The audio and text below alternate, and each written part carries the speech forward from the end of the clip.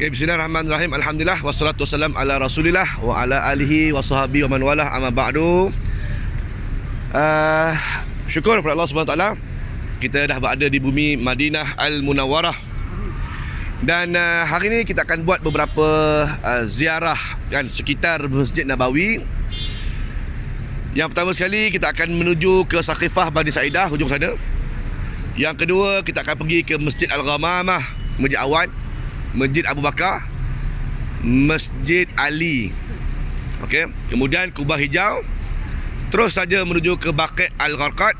Saya akan tunjukkan kepada tuan-tuan di manakah tempat jemaah-jemaah untuk masuk ke Raudah bagi lelaki dan juga wanita. Kemudian pulang semula ke hotel. So lebih kurang hari ni jalan kan 3 km kan. Ada siapa yang tarik diri? Kalau nak tarik diri, sekaranglah masanya. Okey. Jangan di tengah-tengah jalanan, Ustaz, tak larat, saya balik dulu. Dah jauh dah jalan. Kan? Saya bagi tahu ni awal sebab kita berjalan aja ni. Tak ada bas, tak ada kenderaan. Kalau ada nak tarik diri, sekaranglah masanya. Okey, boleh bawa kursi lipat ke apa boleh bawa. Okey kalau boleh saya nak terangkan sikit kepada tuan-tuan. Okey, baik. Di hadapan tuan-tuan ni adalah hotel-hotel kan bertaraf 6 bintang kan. Ni terus layer sampai Anwar Bumpik. Sampailah hujung sana adalah Oberoi kan. Oberoi, bukan Oberoi. Oberoi tu Oberoi kan. Oberoi. Hujung mana? Ini merupakan bahasa yang kedua. Nuzul belakang tuan-tuan adalah bahasa ketiga. Saja hujung mana adalah bahasa yang keempat. So hotel sini ada 4 baris je. Berdasarkan baris, begitu jugalah dia punya rate bintang dia kan. 6 bintang, 5 bintang, belakang 4, belakang sana 3, gitulah ya. Ada banyak juga hotel-hotel yang masih lagi tak digunakan pasca Covid ni. Contohnya macam sebelah kiri tuan-tuan ni, hotel tak digunakan dah. Padahal situ adalah hotel memang Indonesia ramai duduk. Dan dulu ada satu restoran bakso kan, rumah makan Indonesia. Tapi pasca Covid dah 2 tahun tak buka-buka lagi kan. Covid punya pasal kira bisnes yang berusia hampir puluhan tahun bungkus. Kalau tidak tuan-tuan boleh makan bakso sapi kan, ayam semur ada. Tapi dah tak beroperasi lagi kan. Jadi inilah antara pasca pandemik ni banyak lagi hotel-hotel yang masih lagi belum beroperasi lah ya. Okey, baik. So sekarang ni kita jalan slow-slow menuju ke Saqifah Bani Sa'idah. Okey, yalah, jom. Bismillah.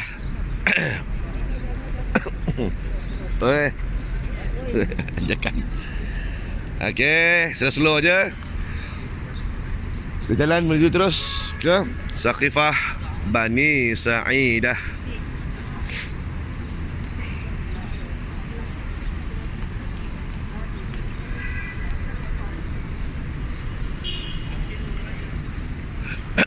Allahumma salli ala Muhammad wa ala ali Muhammad. Baik, macam biasa tuan-tuan, pagi ni kita jalan-jalan Malaysia nak taksi.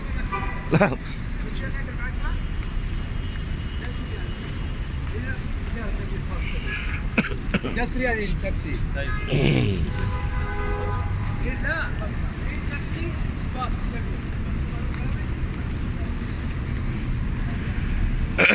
Ya Allah, ya Allah,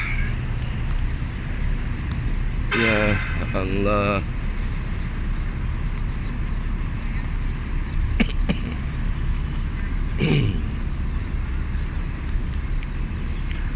Alhamdulillah, hari ni cuaca begitu baik sekali. Dengan suhu sekitar 16 Celsius pagi ni. Alhamdulillah. Namun matahari sedang naik dan suhu pun akan naik juga lah ya.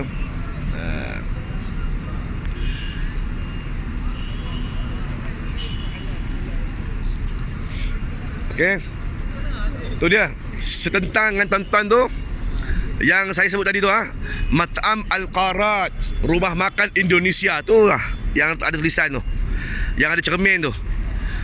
Tapi dah bungkus, dah tak ada tulisan kan. Kalau tidak jemaah suka pergi kan makan apa semua, bakso apa semua. Okey, jalan, jom. Jom. Slow. Bismillah. Yalah Habibi, yalah. Sedap sikit. Hayakallah. Baik, hari ni kita akan buat ziarah dalam Masjid An-Nabawi.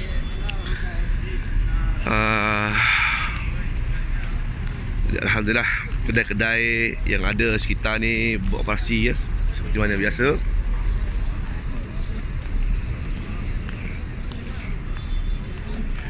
Ni Al-Majdi Commercial Center bawah ni ada tempat shopping. Nanti ada masa saya nak buat review apa yang ada di sekitar hotel-hotel yang bawah-bawah ni. Di sekitar bawah hotel 6 bintang ni kan. Ada ke 6 bintang? 5 bintang, 6 bintang lah ya. 6 star hotel. Oh, mantap. Okey, ini pintu 329 Masjid An-Nabawi. Dan beginilah keadaan semasa di waktu duha yang penuh barakah. Tenang aja rasa. Allahumma salli ala Muhammad wa ala ali sayyidina Muhammad. Allah, dia punya feeling tu tuan-tuan kan. Dia punya feel tu, dia ada rasa. Sukar untuk digambarkan kan, sebuah perasaan syahdu kan, dan juga sayu rasanya bila berada di bumi Nabi sallallahu alaihi wasallam ini, berada di bawah payung Masjid An-Nabawi. Subhanallah.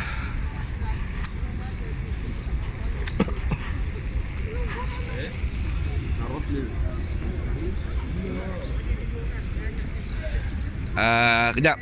Yang mana ayahanda bonda yang nak ambil kursi dulu kan, jadikan tongkat Ada siapa nak ambil kursi?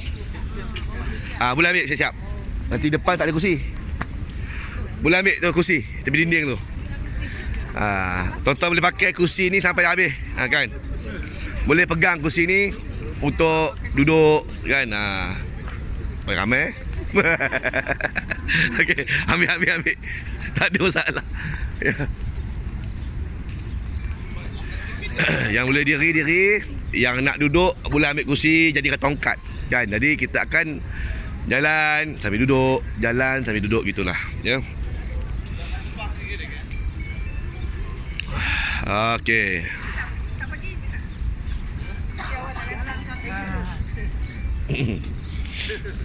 Okey.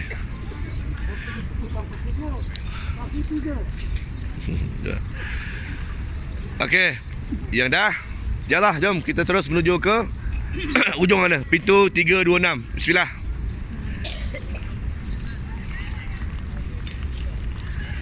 La ilaha illallah Muhammad Rasulullah.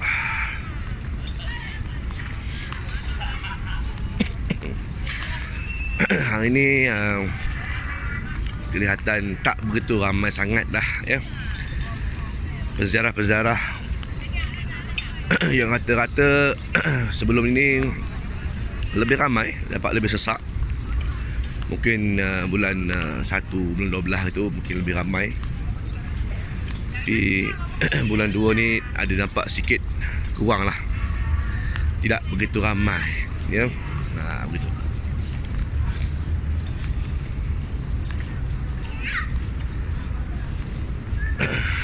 Yang penting suasananya tenang ya, dan damai. Alhamdulillah.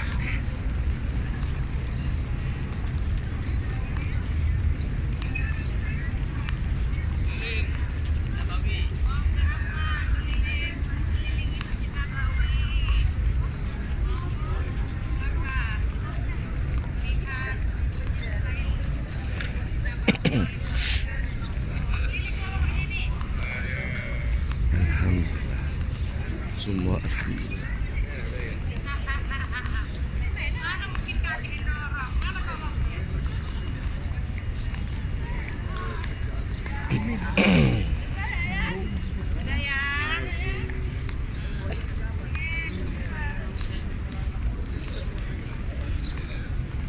La ilaha illallah Muhammad Rasulullah.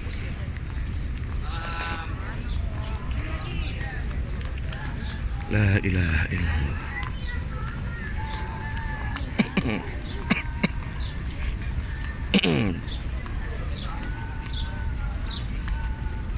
Okey.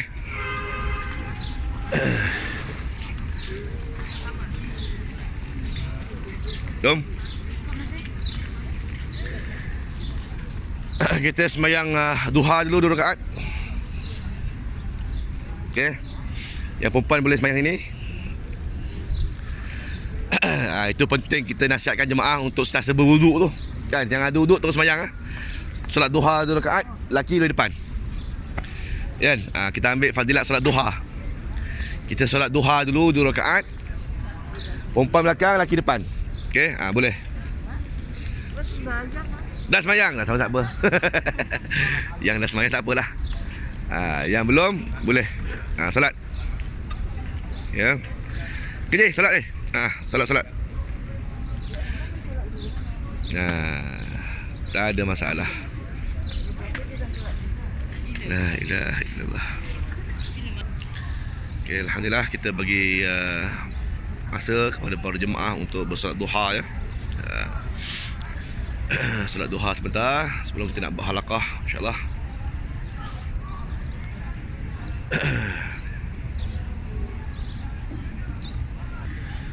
Okey, alhamdulillah tuan-tuan. Dengar suara saya. Baik, inilah dia Masjid An-Nabawi kan. Masjid An-Nabawi ini asalnya adalah tanah anak yatim.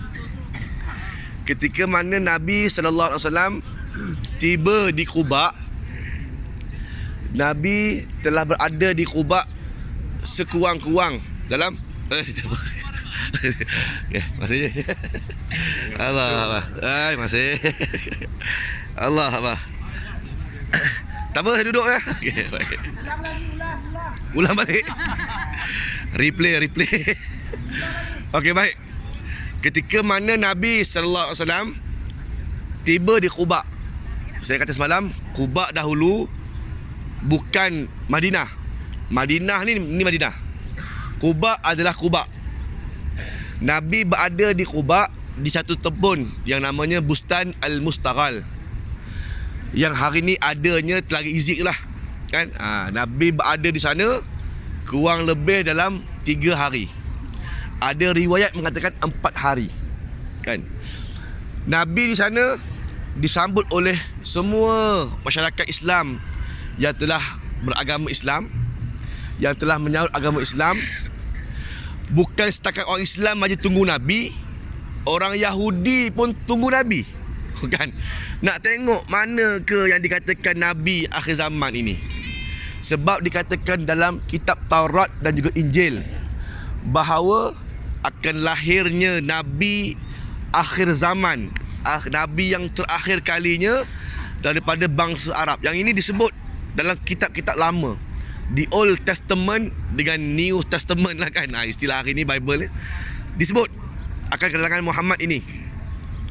Maka ramai orang Yahudi, orang Kristian yang berada di Madinah ini juga menunggu. Bukan Kristian lah, istilah kita Nasrani kan. Yahudi dan juga Nasrani. Yahudi dan Nasara tunggu. Tadi orang Islam tunggu, orang Yahudi dan Nasara pun tunggu. Antara yang menunggu kedatangan Nabi sallallahu alaihi wasallam ni Yahudi ya. Antara satu lelaki yang merupakan rabai Yahudi. Rabai ni maksudnya tok guru Yahudi lah. Ustaz Yahudi lah maksudnya kan. Dia adalah tok guru yang mengajar Yahudi pada orang Madinah. Kan? Nama dia Abu Sulaim. Kan? Abu Sulaim ni tunggu. Keturunan dia memang geng-geng rabai je. Bapak dia, datuk dia memang keturunan tok guru yang mengajar Yahudi kepada orang-orang Yahudi di Madinah. Maka turn dia dengar jauh-jauh kata kat Mekah dah ada Nabi lahir kan. Dah ada orang mengaku sebagai Nabi.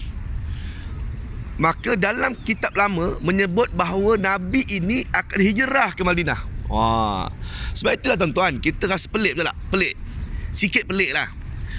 Kenapa di Mekah tak ada Yahudi? Tak ada. Kenapa Madinah ada Yahudi? Kan?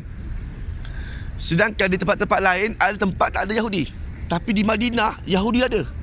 Bani Quraizah, Bani Nadir dengan Bani Qainuqa, ni 3 Bani besar. Di samping banyak lagi geng Yahudi lain, tapi ini 3 besar ni dominan. Kenapa Yahudi ada kat Madinah? Kenapa tempat lain tak ada Yahudi? Kan? Sebab antara perancangan mereka, bila mana datangnya yang dikatakan sebagai Nabi akhir zaman ke siapa mengaku Nabi, kalau bukan geng Yahudi, kita bunuh dia. That's why kena ada di sini. Jadi zaman berzaman, keturunan demi keturunan berada dah di Madinah ini. Sedangkan Madinah ini nama asalnya adalah Yasrib. Yasrib ini maksudnya tempat berpenyakit. Kan? Madinah ni asalnya tanahnya berpenyakit. Penyakit apa, sebutlah penyakit apa pun, adalah di Madinah Yasrib ini. Sakit taun, kan?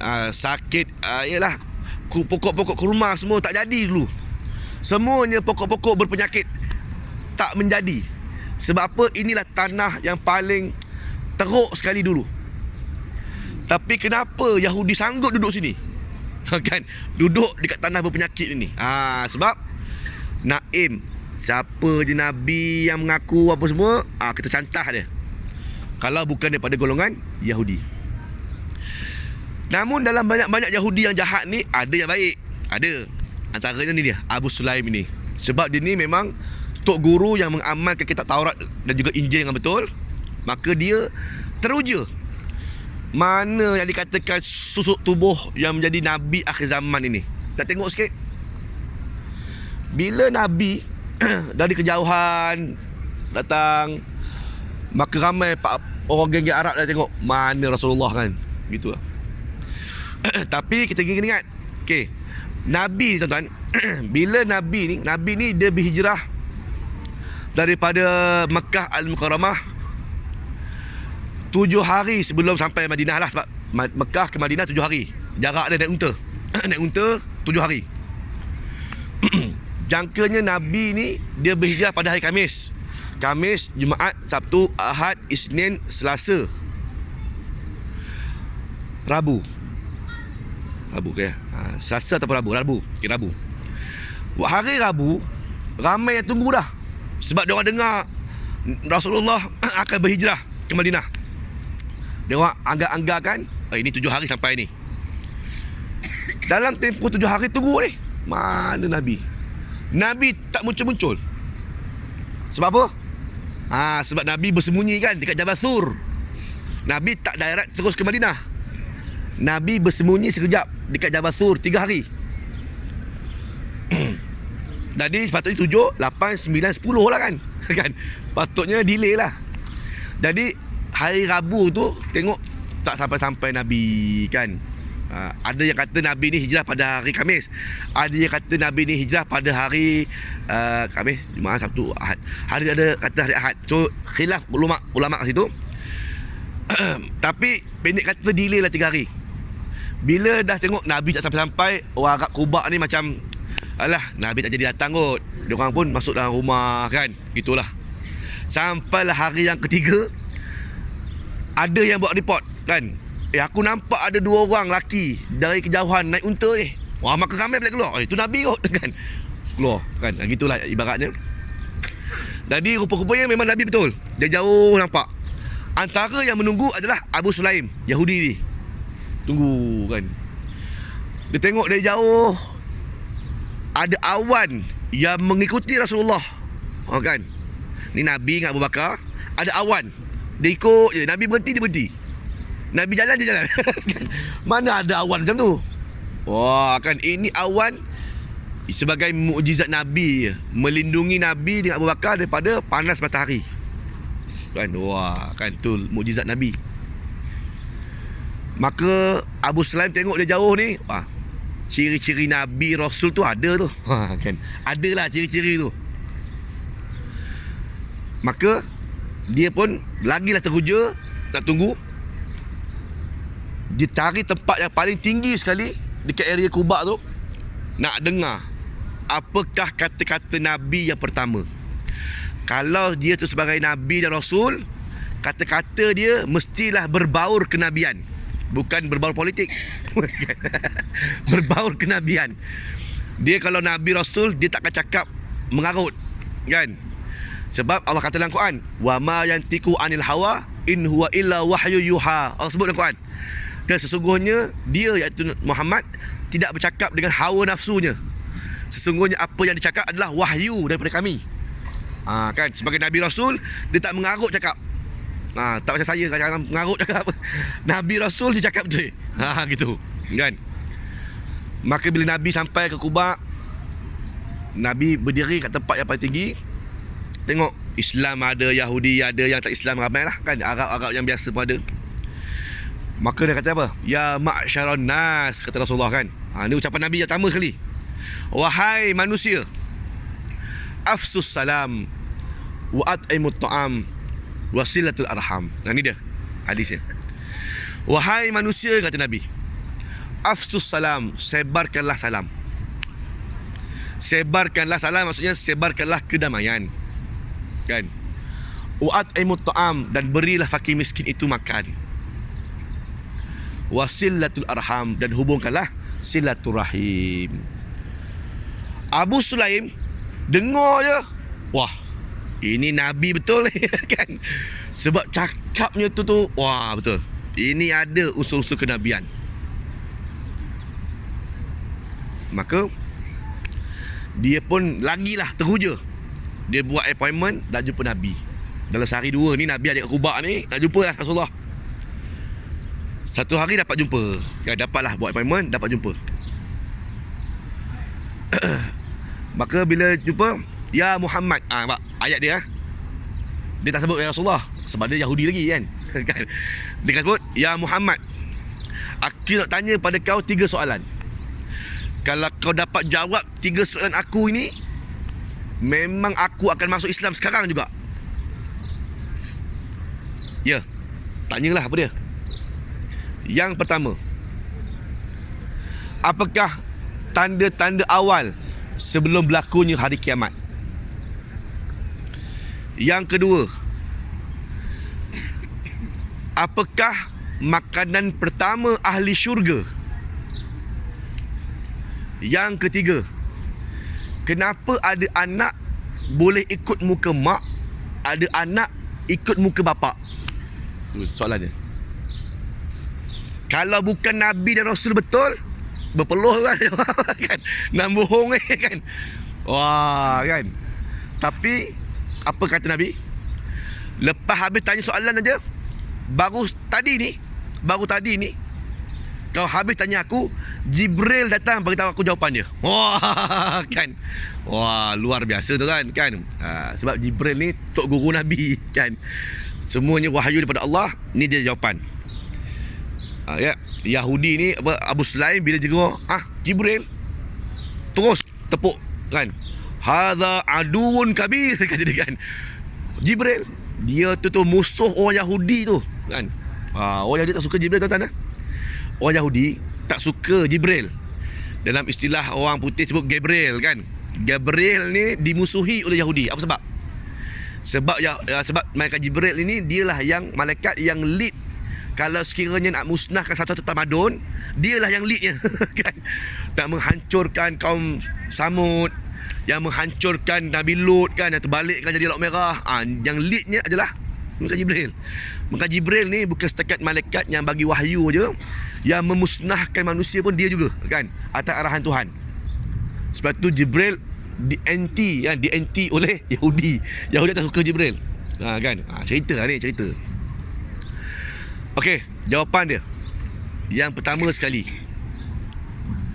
apakah tanda-tanda awal hari kiamat? Siapa tahu? Siapa tahu? Tanda awal hari kiamat, kan? Kotlah pernah dengar hadis ni. Pernah dengar tak? Tak pernah dengar. Okey, baik. Kata Nabi SAW, tanda-tanda awal sebelum berlakunya hari kiamat, kata Rasulullah, akan berlakunya kebakaran besar di muka bumi ni. Bumi ni, tuan-tuan, terbakar, kan? Pokok-pokok hutan habis terbakar. sana sini habis kebakaran melanda dunia. Dunia ni habis terbakar dan berlakunya jerebu yang begitu dahsyat sekali. Kemarau panjang akan meliputi dunia. Ya. Maka kata Abu Sulaim, haza sahih. Betul kan? Itu jawapan aku nak. Betul kan? Bermakna betul tu jawapannya. Itulah yang disebut juga dalam Taurat dan juga Injil. Tanda-tanda awal kiamat adalah berlakunya kebakaran besar. Yang kedua, apakah makanan pertama ahli syurga? Kata Nabi SAW, makanan pertama ahli syurga adalah hati ikan. Hati ikan. Ada ikan ada hati kita tuan. Kita jangan cakap ini bukan ikan dunia ni, ini ikan syurga. Kan? Ada beza. Kan? Ikan syurga ada beza. Macam mana ikan syurga? Mana kita tahu? Masuklah syurga dulu kan. Belum tahulah ikan syurga macam mana. Kan? Tapi makanan pertama adalah makanan pertama ahli syurga adalah hati ikan. Kan ingatkan kunafah ke shawarma ke bukan? Itulah makanan pertama. Haza sahih, kata Abu Sulaim. Betul. Itu jawapan aku nak. Yang ketiga, kenapa ada anak ikut muka mak, ada anak ikut muka bapak? Kan? Ini kata Nabi SAW. Dia hadis Nabi sahih. Kata Rasulullah, dalam hubungan suami isteri, siapa yang climax dulu? Kata Rasulullah, siapa yang climax dulu, maka anak akan ikut muka dia. Kalau suami climax dulu, anak akan ikut muka suami. Kalau isteri climax dulu, anak akan ikut muka isteri. Kan? Maka haza sahih, kan? Kata Abu Sulaim. Ini benar. 3 soalan dapat jawab oleh Rasulullah. Asyhadu an la ilaha illallah wa annaka Muhammadar Rasulullah, kan? Terus masuk Islam dia. Aku bersaksi bahawa tiada Tuhan disembah melainkan Allah dan engkau adalah pesuruh Allah. Ya Rasulullah. Terus ya Rasulullah, tadi ya Muhammad. Kan? Bila dah habis soalan dapat jawab ya Rasulullah, kan? Aku ni, Abu Sulaim kata, adalah rabai Yahudi, kan? Tok guru Yahudi lah yang ajar sini. Ni kalau Yahudi tahu aku masuk Islam ni, sudah pasti dia orang ni musuhkan aku ni, kata dia, kan? Tak berapa lama datang geng Yahudi, pembesar-pembesar Yahudi Madinah, pembesar daripada Bani Qainuqa, Quraizah, Bani Nadir, datang. Ya Muhammad, ahlan wa sahlan. Itulah, kan? Ahlan wa sahlan gitu, kan? Tapi dipesan oleh Abu Sulaim, mereka ni Yahudi yang ada kat Madinah ni semuanya ada penyakit buhut. Apa buhut? Buhut ni macam munafik, tuan-tuan. Depan cakap lain, belakang cakap lain. Itu buhut kalau istilah bahasa Arabnya. Bermakna Yahudi ni bermuka-muka memang dia lah. Tiba-tiba datang ke pembesar ni, Nabi suruh, ya Abu Sulaim, ya Nabi gelarkan dia pula daripada Abu Sulaim kepada Abdullah bin Salam. Tukar nama. Allah sebut, Nabi bagi nama kat dia Abdullah bin Salam, tukar nama. Ya Abdullah, sembunyi jap, tengok ada Yahudi datang ni, kan? Okay. Nak tengok macam mana persepsi. Datang Yahudi, ahlan wa sahlan. Jap, kata Nabi. Kejap. Korang semua kenal Abu Sulaim? Kenal. Siapa Abu Sulaim? Kata Nabi, kan? Wah, dia tu rabai Yahudi, orang yang memang arif lah tentang Yahudi, seorang yang baik, keturunan yang baik, mak bapak yang baik. Dia tu, kan? Sesungguhnya dia telah masuk Islam, kata Nabi, kan? Terkejut muka berbesar ni. Biar betul, kan? Keluar Abu Sulaim. Abdullah bin Salam ni keluar pada sembunyi. Benar, kan? Aku telah masuk Islam. Ketahuilah oleh kamu semua bahawa ini benar-benar Rasulullah, kan? Aku tak cakap bohong. Aku dah test, aku dah uji selidik dah, kan? Ini memang betul Nabi, betul. Apa kata pembesar? Ini orang lah. Ini orang tak ada guna punya orang. Keturunan tak ada guna. Mak bapak tak guna kan. Terus je. Tadi kata bukan main puji lagi kan. Kan. Terus berlalu pergilah pembesar tu kan. Memang penyakit buruk tu memang ada betul kan. Tadi kata baik puji apa semua. Sekarang tengok masuk Islam, ini tak ada guna punya orang lah. Balik. Baliklah dia orang kan. Itulah yang berlaku lah kisah di Quba. Lepas 3 hari Nabi datang ke sini. Kan Nabi bergerak ke sini. Daripada Quba menuju ke sini 3 km. Sebab tu tuan-tuan, kalau tuan-tuan rajin, ada kekuatan, di hujung mana ada satu pejalan kaki. Nanti saya tunjuk kan, daripada Masjid Al-Ghamamah tu, boleh jalan kaki daripada Masjid Awan sampailah ke Masjid Quba 3 km je. Siapa nak jom ikut saya lepas ni. Kan, bukan lepas ni, kita tengoklah hari-hari lain. Siapa yang free lepas subuh jalan kaki. Kita solat duha dekat Quba kan. Pagi lepas subuh, slow gelap-gelap menuju matahari terbit. Wah kan. 3 km. Kan, siapa nak join boleh kan. Memang itu pun benda yang selalu yang dibuat oleh Nabi dan juga para sahabat. Kerana apa tuan-tuan? Kerana Nabi telah membina Masjid Quba, masjid yang pertama dibina dalam agama, sebagai asas ketakwaan. La masjidun usisa ala taqwa min awwali yaumin ahaqqu ma takuna fi. Kata Allah Taala dalam Al-Quran, masjid yang pertama kamu bina wahai Muhammad, pada hari di awal kamu sampai ke Madinah, itulah masjid yang paling afdal kamu sembahyang padanya. Wah kan. Masjid Quba tu tuan-tuan, bukan kaleng-kaleng Masjid Quba tu. Ada sebut dalam Quran kan. Sebab itu orang-orang Madinah solat sembahyang fardu sini, lepas tu duha sana. Fardu sini, duha sana kan. Ahli Madinah. Sebab dia orang nak rebut pahala kelebihan Masjid Quba. Bahkan dalam hadis Nabi riwayat Ibnu Majah ada disebut, man tatahhara fi baitihi fa ata masjidil Quba fa shalli fihi salatan falahu ajrun umrah. Barang siapa yang bersuci di rumahnya, di kediamannya, lalu dia datang ke Masjid Quba, solat 2 rakaat aje, walaupun solat sunat, dapat 1 pahala umrah. Kan? Kan. Mana ada masjid yang menjanjikan pahala umrah melainkan Masjid Quba aje. Sebab tu Masjid Quba tu besar dia punya pahala je. Pahala umrah tuan-tuan. Tak payah buat umrah dapat pahala umrah. Tu ada yang kata, Ustaz, tak payah buat umrah apa ni? Ustaz, dapat banyak umrah banyak kan. Buat umrah tu buat umrah. Ini pahala je kan. Tu jangan salah faham pula kan. Pahala umrah dibagi free bagi siapa yang solat 2 rakaat. Okey, insya-Allah nanti ziarah luar Andalusia nanti kita pergi ke Quba. Nabi sampai ke sini, Nabi telah melihat tempat ini memang baik. Maka Nabi melihat tanah ini asalnya adalah milik anak yatim. Maka Rasulullah beli tanah ini daripada anak yatim tersebut yang dibayar oleh Abu Bakar As-Siddiq radhiyallahu anhu. Dia orang nak bagi free je. Ya Rasulullah, ambillah tanah ni, tak apa, kami bagi percuma. Tak, kami bayar juga kan. Bagi juga stand duit kepada anak yatim tersebut. Nabi bangunkan juga masjid. Inilah pertamanya Masjid Quba dibina, Masjid Nabawi dibina. Iaitu kalau kita lihat Masjid Nabawi ni usia dia muda 3 hari daripada Masjid Quba. Masjid Quba usianya tua 3 hari, yang sini muda 3 hari. Tadi Nabi mula-mula Nabi bina Masjid Nabawi 50 kali 50 meter persegi. Itulah mula asas. 50 kali 50 masjid. Dan Nabi telah membina rumah dia sebelah Masjid Quba, yang hari ni ada makam Nabi. Jadi ialah rumah Nabi sebelah Masjid Quba. Masjid Nabawi sebelah, Masjid Nabawi sebelah je. Hari ni sebab tu kalau tengok orang-orang dulu suka bina rumah kediaman sebelah masjid. Kalau tengok di kampung-kampung kan, contohnya Lebok Pusing tu, contoh kan, Lebok Pusing tu kan rumah bersambung dengan masjid.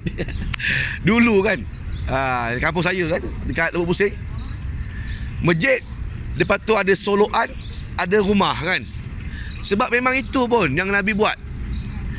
Masjid sebelahnya rumah, bersambung macam rumah panjang gitulah. Ya. Maka asalnya 50 kali 50, kemudian dibesarkan di sebelah bahagian timur oleh Abu Bakar Siddiq sebanyak 30 meter. Dibesarkan pula oleh Umar Al-Khattab 50 meter. Dibesarkan pula oleh Osman bin Affan dah belakang dia 50 meter. Ali besar lagi 50 meter. Besarlah. Makin lama makin besar, makin besar. Sampailah ke era-era dinasti Arab. di era Umayyah, Abbasiyah, di era Turki Utsmaniyah, sehinggalah di era Saud, kan? Sampailah ke hari yang tuan-tuan lihat hari ni, Masjid Nabawi yang ada di sebelah kiri tuan-tuan ini besar dia 125,000 meter persegi. Okey. Besar yang ini adalah projek pembesaran di era Malik Fahad lah, Raja Fahad. Kan dia lah di zaman dia lah pembesaran yang begitu besar sekali Masjid Nabawi, termasuklah dia datangan luar ni juga dibesarkan oleh Raja Fahad ketika itu. Dan Masjid Nabawi boleh menampung 500,000 jemaah pada satu masa. Okey. Di luar ini 250,000 dan juga di atas bumbung juga boleh menampung jemaah juga. Kan? Jadi total atas bawah luar dalam 500,000 jemaah boleh ditampung oleh Masjid An-Nabawi. Dan sekarang di sebelah timur sana sedang berlaku pembesaran secara besar-besaran. Kalau belah timur sana siap, bermakna Masjid Nabawi mampu menampung jumlah jemaah hampir 2 juta jemaah pada satu masa. Kan? Dan ada banyaklah rumours yang mengatakan bahawa ni hotel-hotel depan tuan-tuan ni pun akan dirobohkan, akan dibesarkan lagi, wallahu alam. Ya, sebab mega projek oleh Muhammad bin Salman sedang dibangunkan di sebelah timur sana. Kan timur sana sampailah ke belakang Quba. Inilah dia. Nak hotel depan ni, sini hotel. Sini semua adalah masjid. Itu mega structure lah oleh Muhammad bin Salman pada era hari ni. Ya. Dan apa tuan-tuan lihat sekarang ni, payung gegasi yang ada ni berjumlah 250 buah sebut sekali ya. Keliling daripada depan tepi sampailah belah sana 250 biji payung. Kan ya. Mampu menahan kelajuan angin sehingga 300 km sejam. Kalau datang ribut, steady payung tak bergoyang. 300 km sejam ya. Dan didesainkan oleh geng-geng Jerman ya. Yang payung ni didesainkan oleh Jerman. Orang Jerman yang desainkan, patented hanya untuk Saudi Arabia sahaja. Tak boleh negara lain copy paste kan tanpa minta izin daripada Saudi. Sebab ini memang patent yang dipatenkan oleh Saudi Arabia. Dan buka dan tutup je tuan-tuan, kalau tak tengok lah kan, dia akan menguncup sebelum maghrib, dia akan mengembang sebelum subuh. Jadi siapa yang nak tengok dia kembang tutup, boleh berkelah kat bawah ni sebelum maghrib, bawa makanan apa semua, tunggu kan. Sekejap lagi maghrib dia menguncup, boleh rakam rekod kan, gitulah. Nak tengok dia kembang sebelum subuh ya. Okey, baik. Dan di bawah tuan-tuan ni, di bawah tuan-tuan ini adalah bilik air yang ada bawah ni sejumlah 6,666 buah ni bawah ni. Semua keliling Masjid Nabawi ni. Bilik air laki, bilik air perempuan kan. Boleh pula depan-depan lalu. Tak ada jalan lain nak lalu kan. Kelan pula Okey, 6,666 buah. Dan juga ada parking kereta sejumlah 4,000 buah 4,000 kereta boleh parking di bawah Masjid Nabawi. So ada 2 tingkat di bawah tanah ni. Jadi kan, ya. Okey, baik, terima kasih. Okey. Allah Akbar kan. Okey, baik, itu informasi lah berkaitan dengan Masjid Nabawi. Okey, jom. Kita nak pergi ke Saqifah Bani Sa'idah. Yalah, jom. Bismillah. Wah, ada kucing. Ni kucing Masjid Nabawi ni. Ya.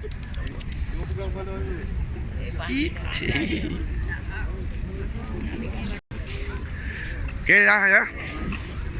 Okey, yalah. Jom kita menuju ke Saqifah Bani Sa'idah.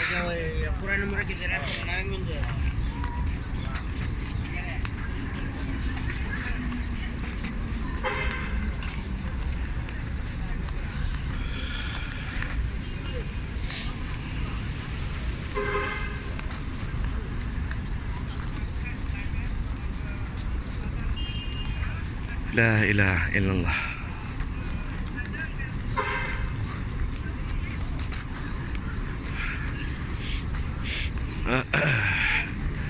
La ilaha illallah Muhammad Rasulullah.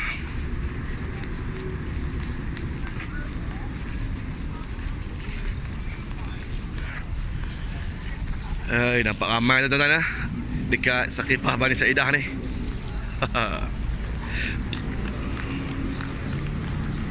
Apa?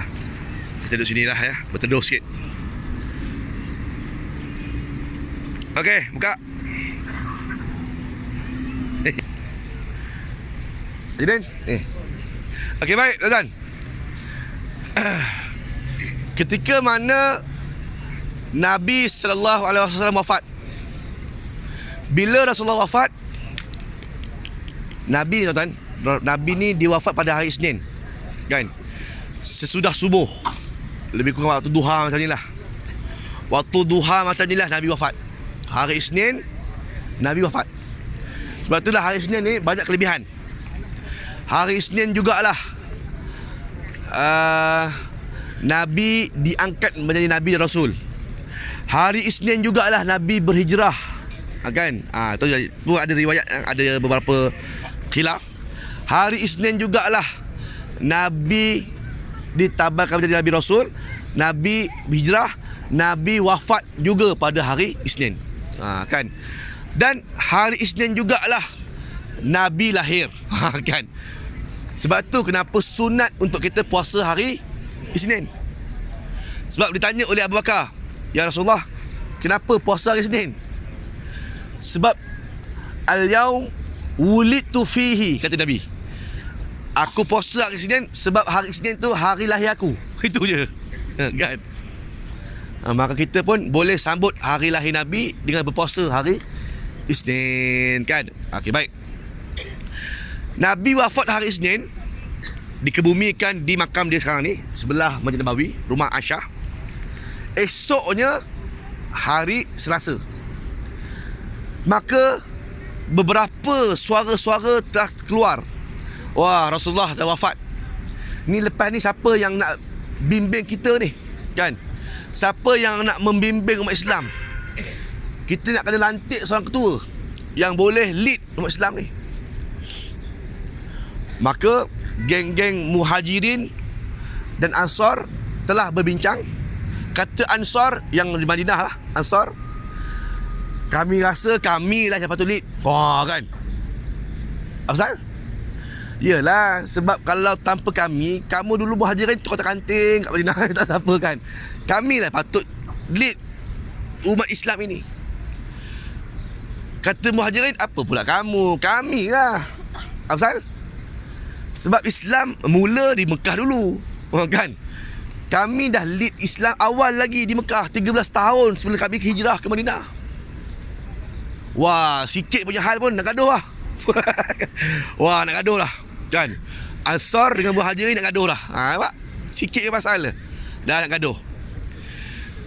Abu Bakar As-Siddiq dengan Umar Al-Khattab waktu tu datang daripada sana, daripada arah rumah Nabi, datang slow-slow. Ke mana? Ke sini, kan? Tengok apa salah dia bising-bising ni, kan? Kata Abu Bakar datang sampai-sampai, apakah hairnya, Yop, kan? Wah, orang perak punya, kan? Ni apa hairnya bising-bising, kan? Tidaklah, ya Abu Bakar, kami ni tengah bincang, kan? Siapa yang boleh mampu untuk lead umat Islam ni? Nabi dah tak ada. Oh, kalau gitu aku ada cadangan. Kan Abu Bakar, kalau kamu tengah bincang pasal perihal ni, aku ada suggestion. Apa cadangannya? Aku nak cadangkan lantiklah Umar Al-Khattab menjadi khalifah. Antik dia. Kenapa pula? Kan? Sebab hadis Nabi jelas, kan? Nabi sebut apa? Dalam hadis Nabi, andai kata adalah Nabi lagi selepas aku, Umar lah orangnya, kan? So hadis tu macam nak menyuruh Sayyidina Umar lah lead umat Islam. Tentulah ibaratnya, kan? Tu ada sahih, tuan-tuan, Kalau ada Nabi lagi lepas aku, kalau ada, Umar lah orangnya. Tapi tak adalah pun, kan? Cerita je ni. Kalau ada Nabi lepas aku, Umar lah orangnya. Maka sahabat-sahabat Nabi pun angguk, kan? Betul juga, kan? Aku pun pernah dengar hadis tu. Bangun pula Umar. Okey, tak apa, Abu Bakar cadangan, aku pun nak bagi cadangan juga. Ya, siapa? Aku cadangkan Abu Bakar As-Siddiq. Kan? Sudah, kan? Dia nak lantik, tak suruh lantik Abu Bakar. Apa pasal? Yang pertama, siapakah manusia yang Allah perintahkan berhijrah dulu dengan Rasulullah?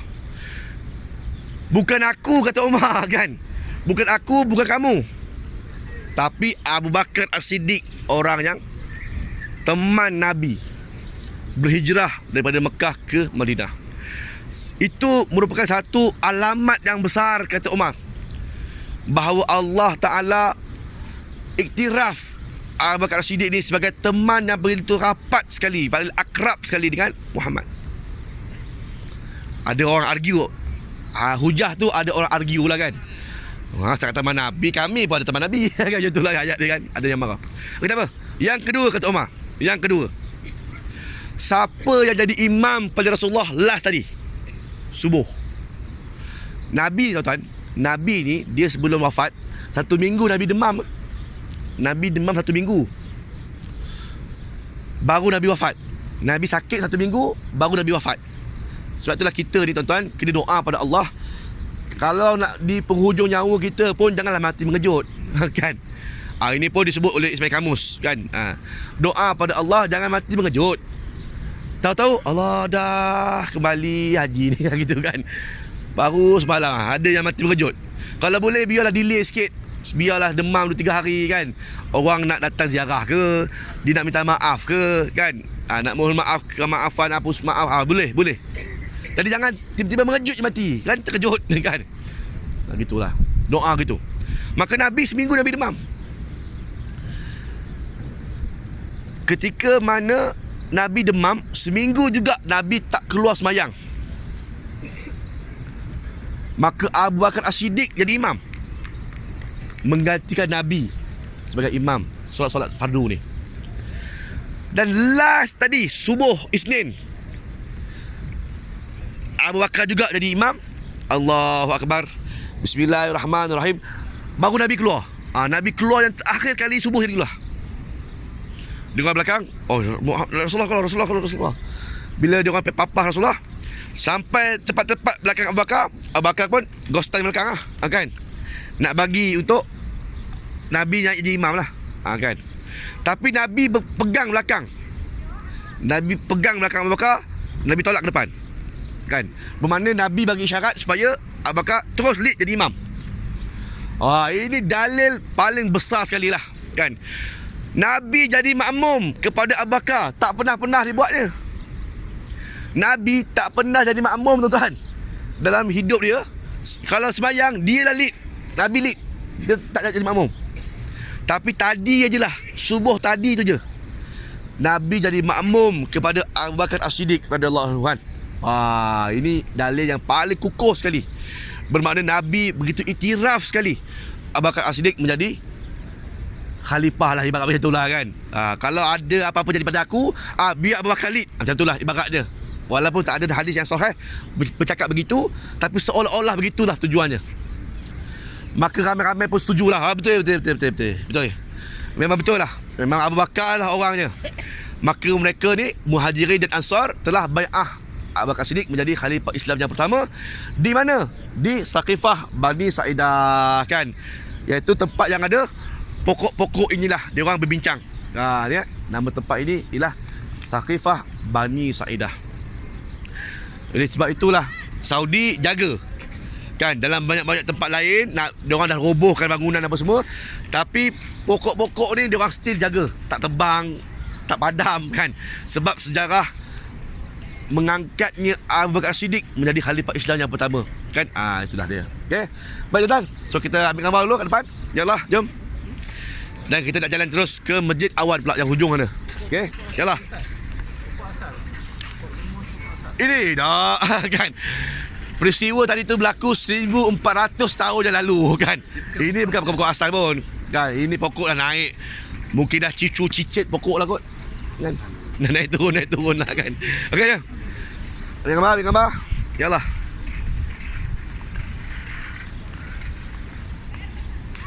Okey, alhamdulillah. Okey. Baik. Sekarang ni kita nak berjalan terus menuju ke Masjid Awan ya, Masjid Al-Ghamamah yang di hujung sana. Okey. Jom. Satu hala ni lebih kurang macam Safa Marwah lah kan. Dah ada training kan. Okey lah. Dah ada training lah. Jom slow-slow. Yalah. Bismillah. 250 Ustaz. Ya, 450 meter lah salah. Tak apa. Syarat. Okey, jom. Ada yang nak ambil gambar dekat sikit. Ambil gambar family. 5 minit ambil gambar. Kan. Kalau ada yang nak ambil gambar sendiri ke kan. Sila.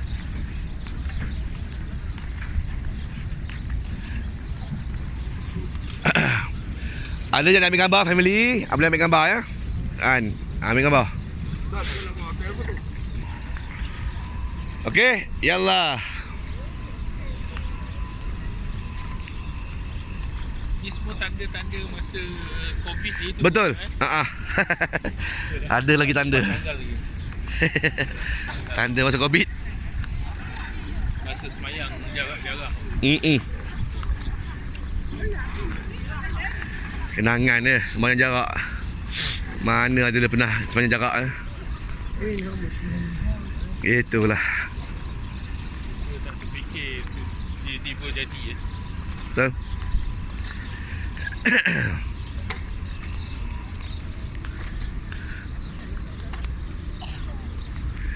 Ya Allah, ya Allah.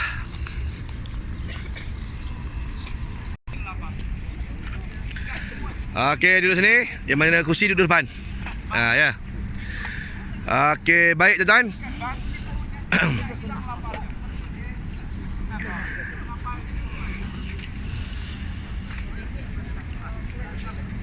Baik. Nun di hadapan tuan-tuan kejauhan kita nampak satu masjid putih. Satu masjid tengah tu ada menara yang warna copper kan. Dan juga ada masjid yang warna kelabu hujung mana. So ada 3 masjid. Okey. Yang putih itu adalah Masjid Ali bin Abi Talib. Yang putih itu adalah Masjid Ali bin Abi Talib karamallahu wajhah. Yang tengah itu adalah Masjid Abu Bakar As-Siddiq. Dan yang belah kiri itu adalah Masjid Awan. Masjid Al-Ghamamah, maksudnya awan. Kenapa dinamakan sebagai Masjid Awan? Kerana ketika mana Nabi SAW satu hari Nabi datang untuk memberikan khutbah hari raya Aidil Fitri. Ketika itu ada awan seketul melindungi Nabi waktu panas duha macam ni. Kan? Wah, kan? Seolah-olah macam saya diri ni ada bangunan ni menutupi. Macam itulah Nabi ditutup oleh awan. Ya. Maka disebutlah sebagai Masjid Awan kan. Tapi waktu itu tak ada masjid. Waktu tu tanah lapang aja. Yang bina masjid adalah Umar bin Abdul Aziz. Yang dialah yang bina masjid. Okay, di tapak itu dia yang bina. Kemudian direnovate oleh Raja Fahad. Ya. Tiga masjid ni pun direnovate di era Raja Fahad. Sebab tu kalau Raja Fahad ni tuan-tuan, zaman dia memang seorang raja yang paling banyak renovate balik masjid. Membesarkan masjid, merenovate masjid. Inilah era Raja Fahad. Itu jasa dia lah. Angkat jasa dia. Maka yang mula-mula bina adalah Umar bin Abdul Aziz, direnovate oleh Raja Fahad. Okey, itu sejarah. Namanya Masjid Awan. Okay, baik. Yang tengah itu adalah Masjid Abu Bakar As-Siddiq radhiyallahu anhu. Di situ dulu ada satu perkampungan. Kampung kecil je. Nabi bila datang ke Madinah, Nabi banyak juga melantik tutor di kalangan para sahabat. Kan? Tutor di kalangan para sahabat lah. Sahabat-sahabat Nabi yang mana yang agung ni, yang mana memang faham Islam, boleh mengajar. Mereka ini dilantik oleh Rasulullah untuk mengajar Islam kepada kelompok-kelompok masyarakat yang mana kurang faham pasal Islam.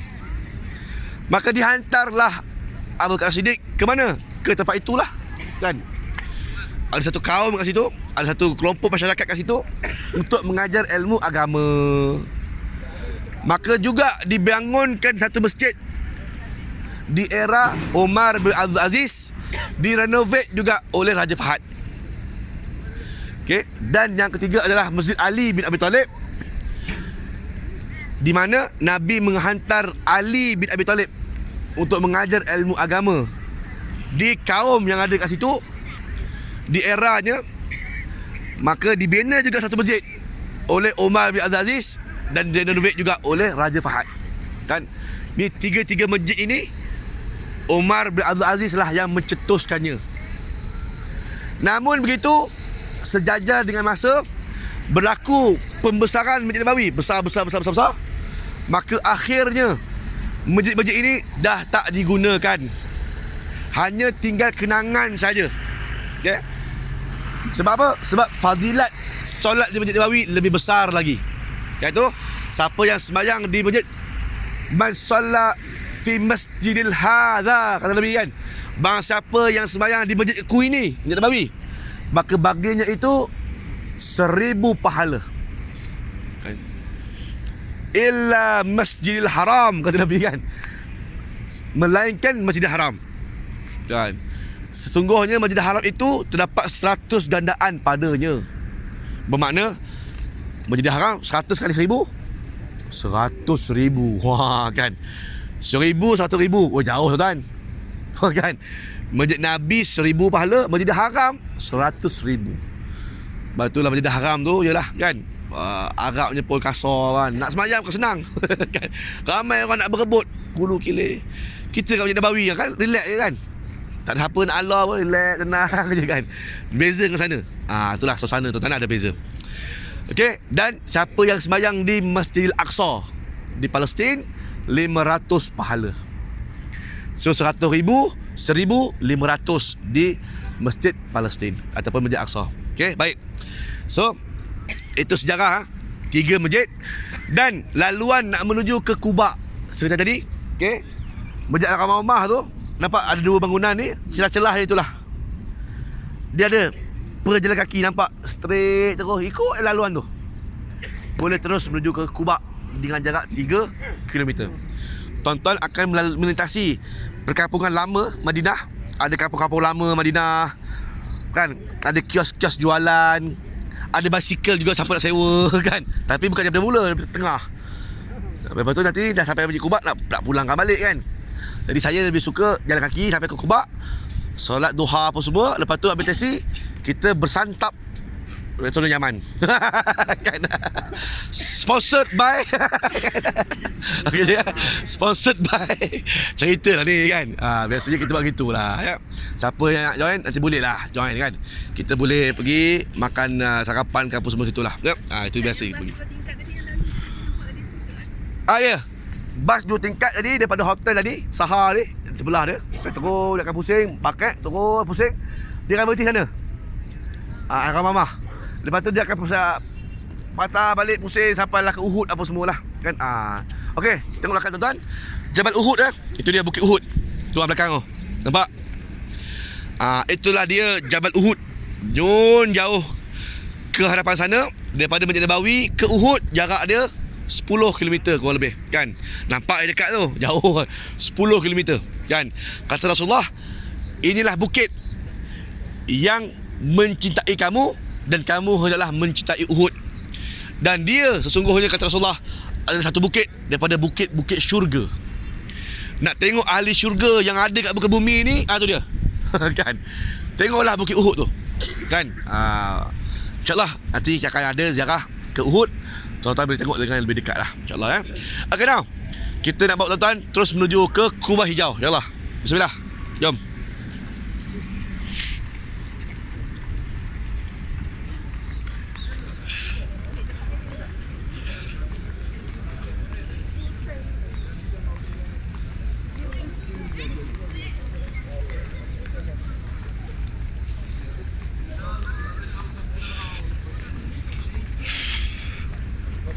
Allahumma salli ala Muhammad wa ala ali Muhammad.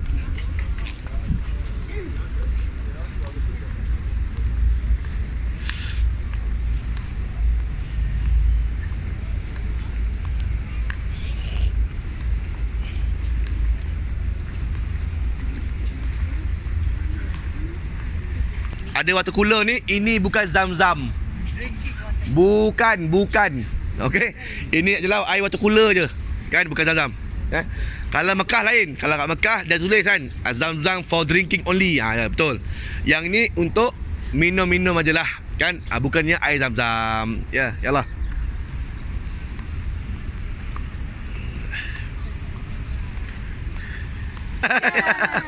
Okey tuan-tuan, inilah dia Raudah Nabi kan. Saya nak ajak tuan-tuan ambil gambar kat Raudah. Okey. Okey, ambil gambar yalah. Kapat. Okey, kapat. Okey. Kita ambil gambar dulu, duduk depan. Okey. Yang kursi depan. Yalah. Wah, ini.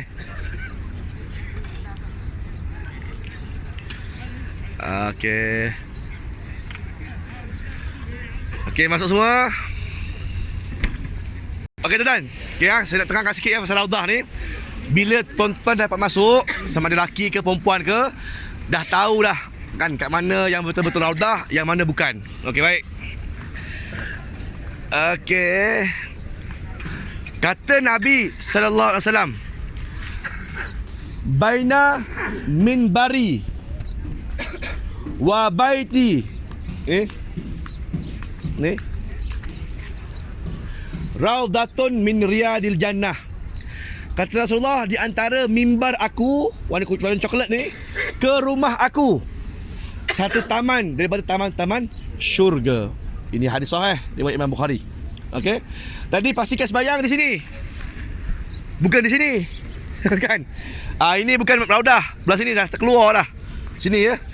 Sembahyang daripada tepi mimbar ni ataupun depan mimbar ni, terus membawa ke rumah Nabi ataupun makam Nabi sekarang. Okey, baik. Sama ada di belakang ini, depan mihrab Nabi. Boleh ya. Ni mihrab Nabi ni. Nabi sembahyang kat sinilah.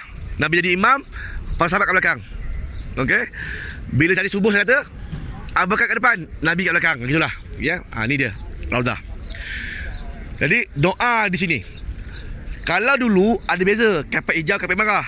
Hari ni tak ada. Masjid Nabawi semua hijau. Kan? Merah sudah tak ada. Kapet merah semua menjadi haram. Masjid Nabawi semua hijau. Okey. Okey, baik. Itu cara nak kenal rumah ke mimbar Nabi. Okey, baik. Kata Nabi, dalam banyak-banyak tempat dalam Raudah ada satu spot. Andai kata manusia tahulah di manakah tempat itu, manusia sanggup ambil nombor giliran untuk datang dan doa di situ. Wah, bermakna tempat yang begitu makbul sekali. Tiba-tiba Nabi wafat. Allah kan. Tak sempat nak khabar, tanya Nabi mana tempat itu ni. Aduh kan. Tapi sahabat-sahabat Nabi bijak. Sahabat-sahabat Nabi, dia tengok siapa? Aisyah radhiyallahu anha. Sebab Aisyah ni orang paling rapat dengan Rasulullah. Orang tanya Aisyah, di manakah tempat yang Nabi cakap hari tu? Ada lah. Aisyah satu lah. Ada lah pula kan. Tapi dia orang perasan Aisyah selalu duduk satu tiang tu. Kan? Kalau datang je Aisyah mesti duduk situ doa. Datangnya situ je tempat dia. Barangkali ini tempat yang dikatakan oleh Nabi SAW. Kan? Okey. Siapa nak tahu tempat itu? Boleh ayam dia ke seorang. Ya. Okay. Pengeras. Okay. Baik. Tempatnya adalah Ustuanah Aisyah ataupun tiang Aisyah. Di mana? Okey. Okey, ni mihrab Nabi kan? Ni mihrab Nabi. Okey, tiang depan mihrab Nabi yang ni ah. Okey. Inilah tiang. Di atasnya ada satu warna hijau yang ditulis Ustuanah Aisyah. Kita tengok tiang tu nanti. Tengok tiang tu. Dekat atas tu ada satu warna hijau. Ditulis itu Ustuanah Aisyah. Tapi dia pakai khot lah. Kan? Tapi kalau nak kenal, dia ada huruf Ain yang besar. Ain tu Aisyah lah. senang ingat. Dekat tiang tu ada Ain. Itulah tiang Aisyah. Maka dikatakan doa di sini ni, di tiang inilah spotnya paling mustajab doa. Baik jemaah lelaki dan perempuan ada harapan boleh masuk. Okey, orang lelaki khususnya Bila jemaah lelaki masuk daripada pukul 12 tengah malam sampailah pukul subuh, ini adalah masa untuk masuk raudah bagi lelaki. Okey, kalau boleh pergi awal, parking diri tu untuk awal-awal masuk dan rebutlah tempat ini, kan. Tapi kalau tak dapat pun jangan ditolak oleh orang, kan. Tepi kan. Tepi pula, kan. Orang lain pun nak doa juga. Kita doa lah juga di mana-mana raudah pun boleh, kan. Cerita je ni kalau dapat. Okay. Sebab tu tuan-tuan tengok, kenapa saya orang berlari-lari ni, kan. Rasa sama masuk raudah pun. Mungkin dia tahu hadis tadi tu. Dia tahu kisah tempat mustajab doa tu. Sebab tu ramai yang nak berebut. Ada pun untuk orang perempuan, ada juga harapan. Sebab orang perempuan dia akan tutup sebelah dia. Dia akan tutup belah sini. So perempuan memang boleh lah, kan. Dapatlah juga rebut Ustuana Aisyah tadi tu. Orang perempuan dia bagi separuh je. Orang lelaki dia buka besar. Itulah cerita lah, beza. Okay, ya. So inilah dia Raudatun Nabi, satu taman daripada Taman Syurga. Bila sebut Taman Syurga, adakah raudah ini akan ada di syurga besok, kan? Pun ada orang khilaf, ada ulama khilaf. Dan dikatakan sebagai Taman Syurga tu apa, kan? Yang dikatakan Taman Syurga tu apa? Yang pertama, kata ulama, raudah ini sendiri, ni dia, tempat ini dalam syurga esok ada. Satu. Khilaf yang kedua, tak, siapa yang ada sini ni, maksudnya raudah ni bermakna anda adalah orang yang dijanjikan syurga padanya. Gitu. Siapa dapat sembahyang dalam ini bermakna kita adalah ahli syurga. Bermakna ini yang dah direbut oleh para ulama disebut. So ada khilaf padanya. Apa pun kita boleh peganglah pada dua-dua pun, tak ada masalah, kan. Benda ni tak melibatkan akidah pun. Tempat ada di syurga ke ataupun apa, kita masuk syurga, alhamdulillah kita rebutlah peluang untuk dapat sembahyang. So untuk tuan-tuan, insya-Allah dapat dua kali lah. Satu permit muasasah, satu nusuk daripada handphone. Unless kalau tak dapat dua pun, sekali pun jadilah, kan, melalui muasasah punya permit ataupun nusuk punya permit, kan. Boleh.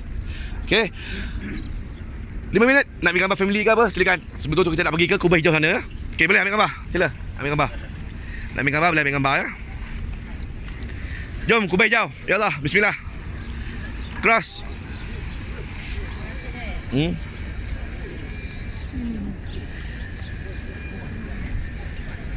Nah. Jom. Okey, jom. Okey, straight ni. Terus sana ujung. Allahumma salli ala Muhammad wa ala ali Muhammad.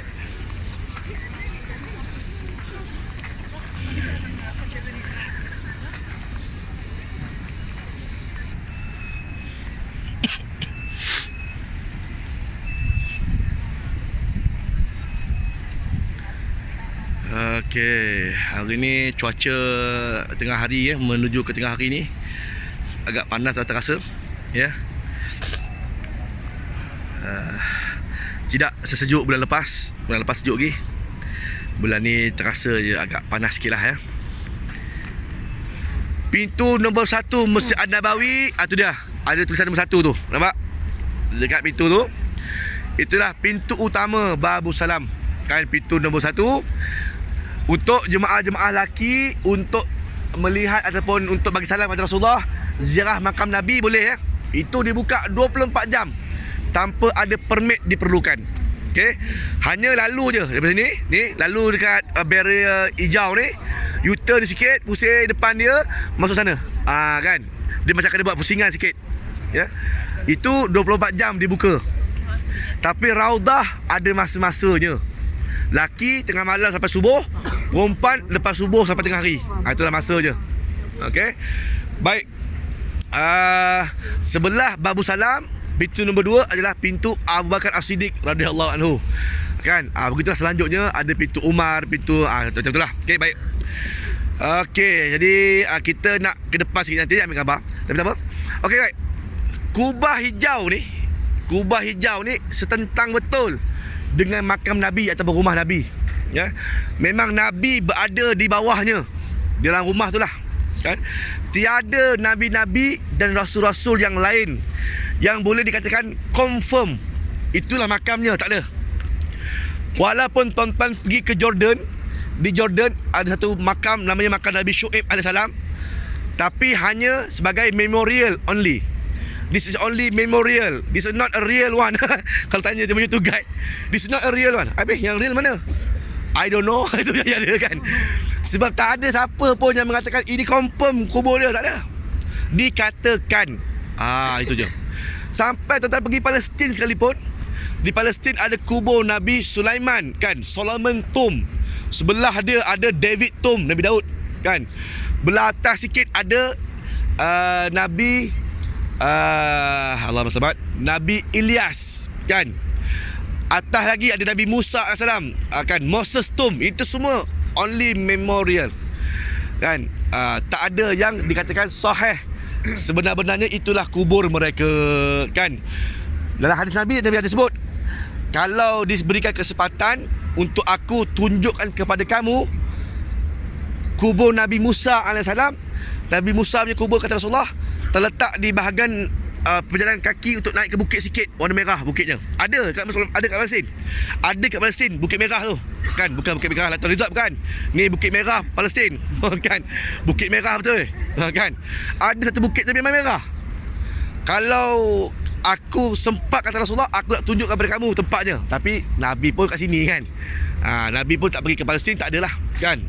Assalamualaikum. Okey. Teruskan. Okey. Makanya hanya dikatakan je only the memorial. Tapi yang dikatakan Nabi yang betul-betul kubur dia, ini satu-satunya lah Nabi Muhammad sallallahu alaihi wasallam sahaja kan.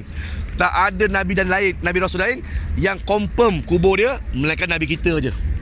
Sebab itulah hari ni ramai datang untuk ziarah makam Nabi ya. Sebab kisah Nabi kita ni baru 1400 tahun. Dan adanya hadis-hadis yang bersambung sanad, riwayat Imam Bukhari, Muslim yang mensahihkan perkara ini. Bermakna itulah pegangan kita. Kita hari ni umat akhir zaman, apa pegangan kita? Dua benda je, Quran dengan hadis kan. Quran confirm. Kalam nombor 2 selepas Al-Quran yang sahih adalah hadis riwayat Imam Bukhari dan Muslim. Itu je. Orang sini, orang Saudi memang itulah dua pun dipegang. Ada pula yang dipegang oleh At-Tirmizi, Ibnu Majah, Sunan Daud. Tapi yang sahih aja kan. Yang mana do'if tolak. Kan, yang do'if tolak. Sebab tu sini ni lebih memegang pada hadis yang sahih. Kalau tak ada hadis sahih, tak dipakai kan. Contohnya isu-isu macam kunut kan. Mana ada kunut ini kan. Isu-isu macam talqin, tak ada. Ini semua hadis-hadis do'if kan. Do'if tak dipakai. Dipakai yang sahih aja. Okay, baik. Okey. Kubah hijau itu zaman Rasulullah dah ada ke? Zaman Nabi dah ada ke kubah tu? Siapa boleh jawab? Kan? Siapa tahu? Adakah zaman Rasulullah dah ada ke belum kubah tu? Jawapannya ada kan? Jawapannya ada kan? Kubah hijau tu memang hijau. Yelah, zaman Rasulullah warna hijau yang lain lah kot warnanya. Ini mungkin pekat sikit, wallahualam lah, tapi hijau lah kan. Sebab Nabi ni suka warna hijau kan. Okay, ini tak ada libatkan mana-mana parti politik kan, tak ada. Tapi saya sebut umum lah. Saya sebut umum. Okay, Nabi suka warna hijau. Sebab apa? Sebab Allah sebut dalam Quran kan. Allah sebut dalam Quran bahawa syurga itu dipenuhi tumbuh-tumbuhan yang hijau kan? Dan diberikan pakaian ahli syurga itu berwarna hijau. Wah. Bukan biru, bukan kuning, bukan oranye kan. Sekian dimaklukan, tiada warna-warna lain, hijau kan. Hanya hijau saja. Okey, baik, cerita tu ahli syurga kan. Okey, baik. Okey, baik. Kan? Okey, zaman Rasulullah yang ada hanyalah kubah hijau. Menara hijau ni itu pun kecil sikit kan. Rendah sikit. Bukan tinggi macam ni. Okay. Bahkan dalam tulisan Rahiqul Maktum disebut waktu Nabi hidup tak ada menara pun, ada kubah je kan, menandakan bahawa masjid. Menara ni dibina kemudian di era Abu Bakar Siddiq baru naik menara kan. Gunanya menara-menara adalah untuk meletakkan mikrofon lah kan. Inilah teknologi kan, untuk bagi azan itu dengar. Namun dulu Bilal hanya panjat masjid je. Bilal naik panjat azan kan. Menyebut tentang Bilal bin Rabah ketika Nabi sallallahu alaihi wasallam wafat, Bilal bin Rabah, tuan-tuan, kan Bilal, Sayyidina Bilal. Bilal ni bukan setakat tukang azan Nabi je, bukan. Kita hari ni kalau kat kampung lah, bila nak masuk waktu je, siapa nak jadi Bilal? Siapa nak jadi Bilal kan? Maksudnya siapa nak muazzin, siapa nak jadi muazzin, siapa nak azan kan? Dia bukan setakat muazzin Nabi je. Bilal bin Rabah ni adalah setia usaha sulit Nabi, kan? Sebelum Nabi nak makan, Bilal rasa dulu. Okey, Rasulullah sila. Dan dialah orang yang bertanggungjawab menjaga pemakanan Nabi. Nabi makan apa semua, sebelum Nabi nak makan jamuan lah, banquet ke, okey, Rasulullah sila. Okey. Kalau mati, dia mati dulu. Kalau orang racun ke apa semua, Bilal mati dulu. Hari ni ada tak kalau ada juga lah kan. Macam Agong ke datang contoh gitulah. Makanan apa semua, walaupun McDonald kan, pegawai peribadi. Okey, tuanku sila kan. Begitulah taraf Bilal bin Rabah. Hebat sekali. Maka Bilal ketika mana Nabi wafat, Bilal tak duduk di Madinah dah. Nabi wafat aja, naik Abu Bakar Siddiq sebagai khalifah, Bilal hijrah ke Syam, ke Syria hari ni. Sebab jauh dari sudut hati, Bilal rasa sebab bila melihat kubah hijau ni kan, merasakan Allah, Nabi terbayang-bayang di wajah, gitulah. Tak boleh lah. Tak boleh. Maka Bilal hijrah ke Syam. Beberapa tahun kemudian, satu malam Bilal mimpi bertemu Nabi sallallahu alaihi wasallam. Nabi kata, "Wahai Bilal, kau ni dah tak ingat aku ke?" Kata Nabi kan. Dalam mimpi. Lama dah tak jenguk aku. Kan. Bilal pun terjaga, melompat katil aja, start terus unta dia, jalan. Kan. Start unta, jalan terus. Terus menuju ke Madinah. Bini tengok ni apa hal kalau kabut dia bang. Woi, Nabi suruh aku jumpa dia kan. Wah, terus. Wah, tuan-tuan kasih sayang. Sebab itulah bersohir lah kan. Datang kita hari ni nak berjumpa dengan Rasulullah macam ni, betul kan? Jumpa Nabi seolah-olah kita datang ni, seolah-olah kita ziarah Nabi waktu Nabi hidup. Ni sekarang ni. Maka dia kata kat Bilal, jumpa aku kan. Wah, tak sayang aku ke, lama tak jumpa aku. Terus Bilal melompat, terus datang. Maka lepas 2 minggu, sampailah Bilal ke sepadan tanah haram Madinah. Buka selipar kan, kaki ayam je. Wah kan, punyalah hormat tanah haram ni. Sebab apa? Sebab bumi ni ada jasad Nabi. Kita hari ni siap berak-berak lagi kan.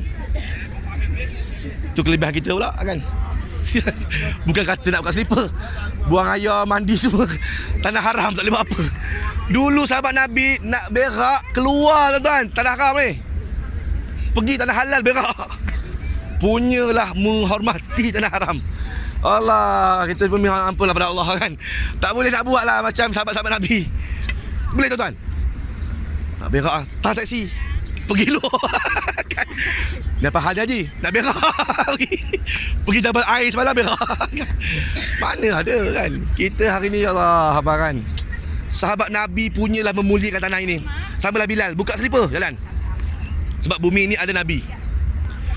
Bila Bilal nampak aja kubah hijau, pengsan dia kan. Pengsan. Dia pengsan kerana kata ulama menahan rindu kan. Terbayang macam Rasulullah ada kan, pengsan dia.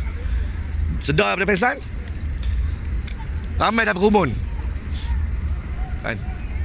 Maka yang antara yang awal menyambut dia adalah Umar Al-Khattab radhiyallahu anhu. Umar sambut Bilal.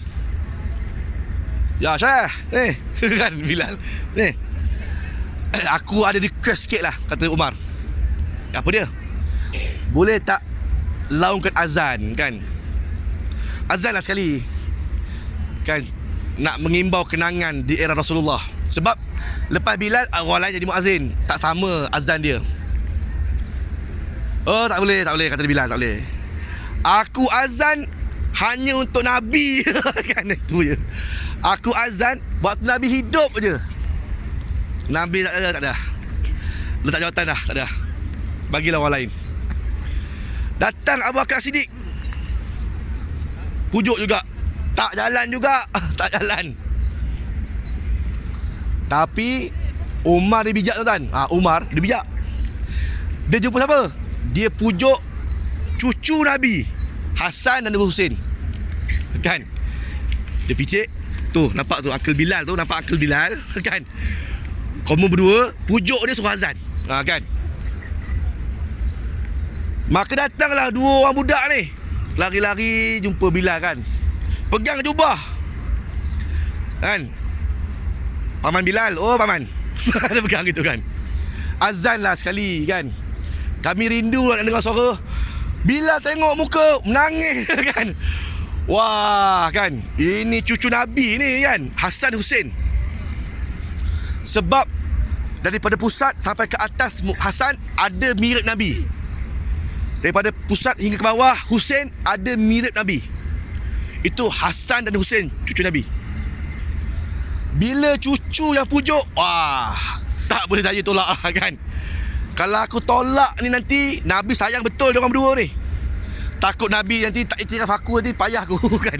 Ibarat macam tu lah. Bila cucu pujuk, beres, jom aku azan lah kan. Cucu pujuk beres. Sebab tu hari ni orang sayang cucu kan. Cucu ni tuan-tuan lebih orang sayang berbanding anak. Kurang sikit. Hari ni bersama betul tak?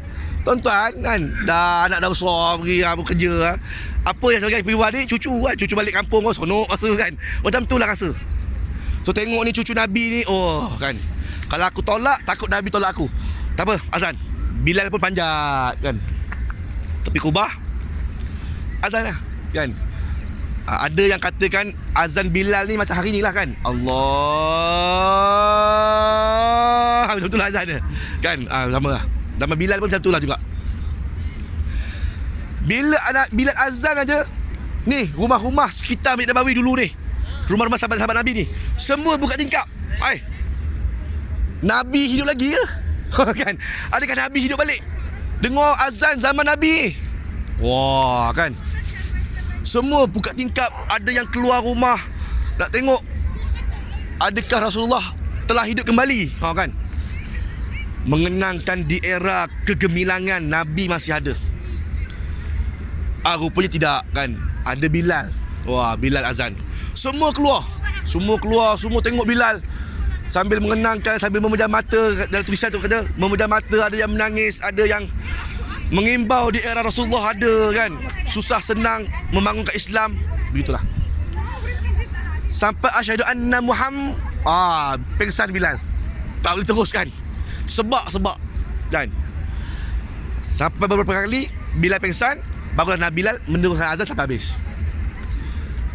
Jadi itulah peristiwa di mana Bilal bin Rabah datang ke sini, dan juga peristiwa di mana Bilal azan di era Nabi sudah tak ada.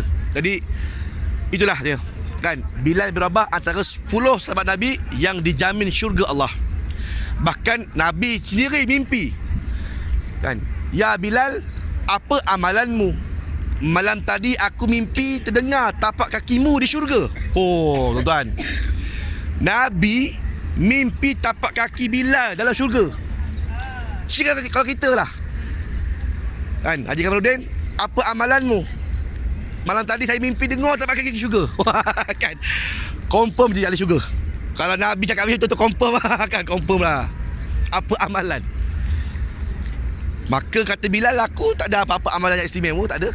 Sembayang pun biasa-biasa je. Tapi satu lah amalan yang aku sentiasa lazimi, apa dia? Sentiasa berwudu. Itu je jawapan dia kan. Sebab itulah kalau boleh tuan-tuan, amalkan diri sentiasa dalam keadaan wudu. Bilal bin Rabah, perangai dia kentut habis wudu, ambil wudu baru. Walaupun bukan waktu sembahyang pun, diri itu bersih sentiasa. Kan, dah mandi ambil wudu, jalan sentiasa berwudu, kentut ambil wudu terus. Begitulah amalan Bilal bin Rabah. Amalan itu adalah amalan ahli syurga. Jangan lupa amalkan, sebab Bilal buat kan. Okey, baik. Okey tuan-tuan, kita ambil gambar. InsyaAllah kita ambil gambar. Lepas tu saya nak tunjuk tuan-tuan di manakah entrance untuk masuk ke Raudah bagi lelaki dan juga wanita, di sebelah hujung mana. Okey, gambar. Diri kat sini, kita ambil gambar berbelakangkan kubah hijau. InsyaAllah. Sila. Masuk. Kalau depan ada lapang lagi, kita ambil gambar depan. Ni kita ambil gambar dulu. Setidak-tidaknya ada juga backup. Kan? Takut depan tu ada polis. Okey, masuk. Yang kursi depan. Dah. Pas sini.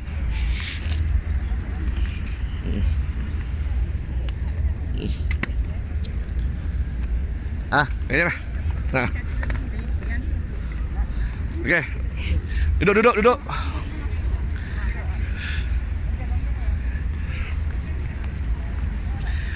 Okey, yallah habibi. 1 2 3, yallah. Okey, baik. Alhamdulillah. Okey, sekarang ni nak bawa tuan-tuan ke hujung sana, entrance untuk masuk ke Raudah dan juga perkuburan Baqi' Al-Gharqad. Yalah, jom. Jom. Siapa bunyi ni? Jom. Okey, slow je. Slow je jalan, tak apa. Ya. Okey, yalah. Alhamdulillah, summa alhamdulillah. Kan? Sekali lagi. Kita menuju ke Baqi' Al-Gharqad. Jalan terus. Jom.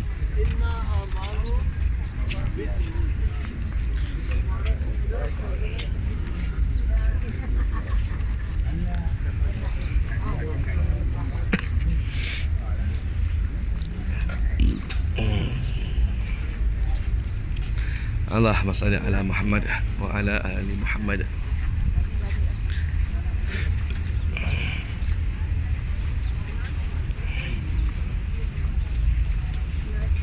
Ngantuk Allah. Allah. Tak apa, balik ni boleh tidur. Qada tidur balik hari ni. Dah tak ada apa-apa aktiviti dah. Wah, luar biasa. Orang nak solat dia nak. Nanti kalau boleh Raudah pun, kalau perempuan boleh pergi awal jalan. Pergi awal. Lepas tu Tak buka lagi. belum boleh buka tu, boleh lah tidur dulu dalam masjid dalam belakang. Sementara tunggu Raudah dibuka. Itu boleh. Kan? Raudah ni ada timer 10 minit je. Jom.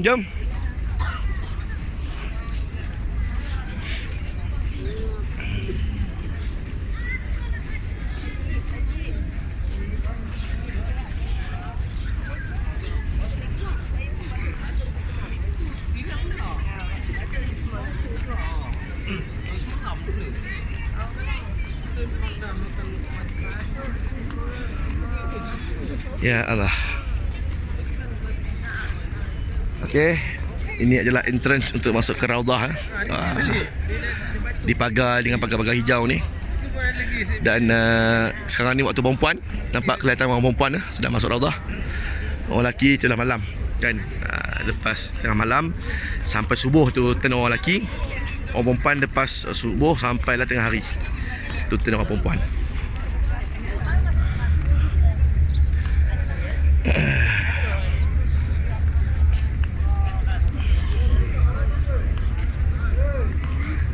Okey, baik. Alhamdulillah, semua alhamdulillah.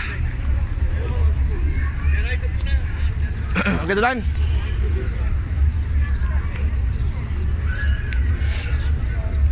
Allahumma salli ala Muhammad.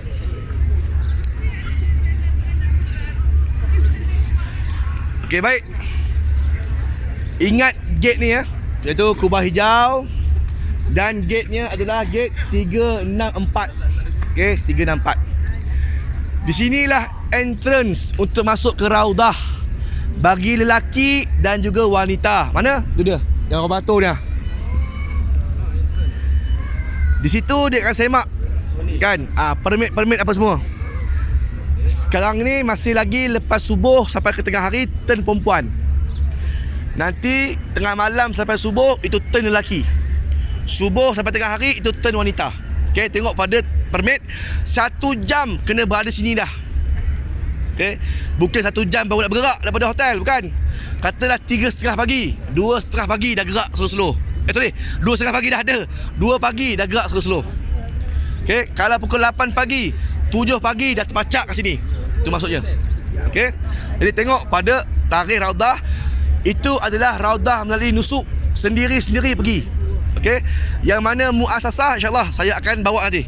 Kan? Untuk jemaah lelaki je lah. Yang perempuan akan dibawa oleh ustazah. Okey, baik. Tuan-tuan akan beratur kat sini. Entrance-nya satu checkpoint, lepas tu depan checkpoint yang kedua, satu lagi checkpoint ketiga. Ada 3 checkpoint. Yang paling detail sekali adalah yang ada tu lah. Yang ada kotak-kotak tu, yang ada tulisan tu kan. Okey, tu 2 3 4 tu. Itu paling detail sekali. Dia nak tengok permit itu hidup.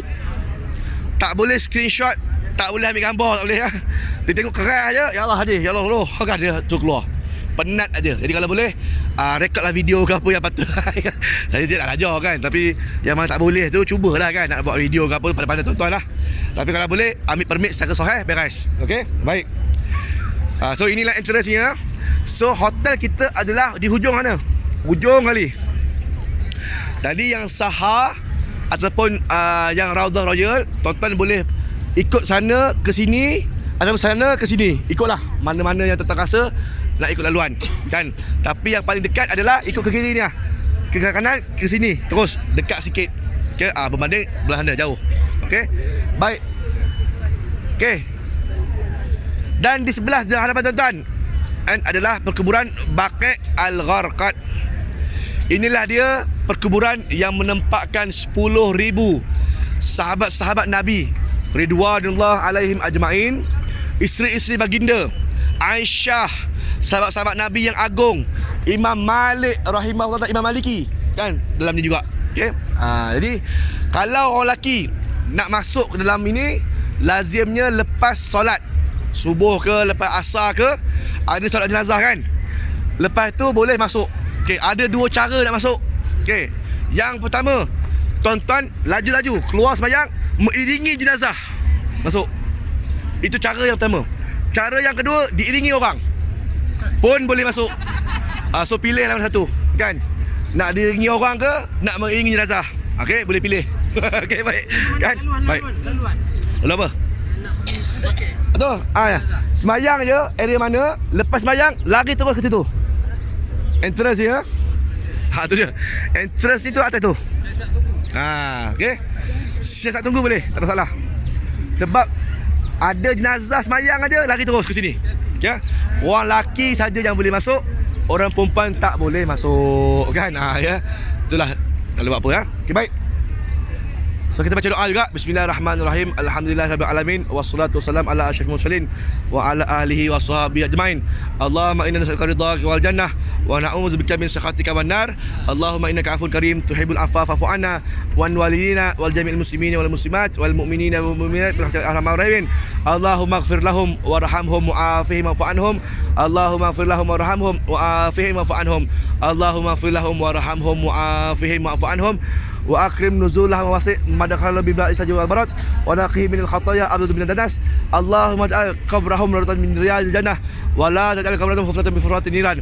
Allahumma ij'alna syahadatan fi sabilik wa ja'al mauti fi baladi nabiyika Muhammad sallallahu alaihi wasallam. Wa sallallahu alaihi Muhammad wa ala alihi wasallam walhamdulillahirabbil alamin. Baik, yang tadi tu last tadi tu hadis Nabi ya. Umar Al-Khattab suka berdoa. Kan tuan-tuan pun boleh amal doa ni.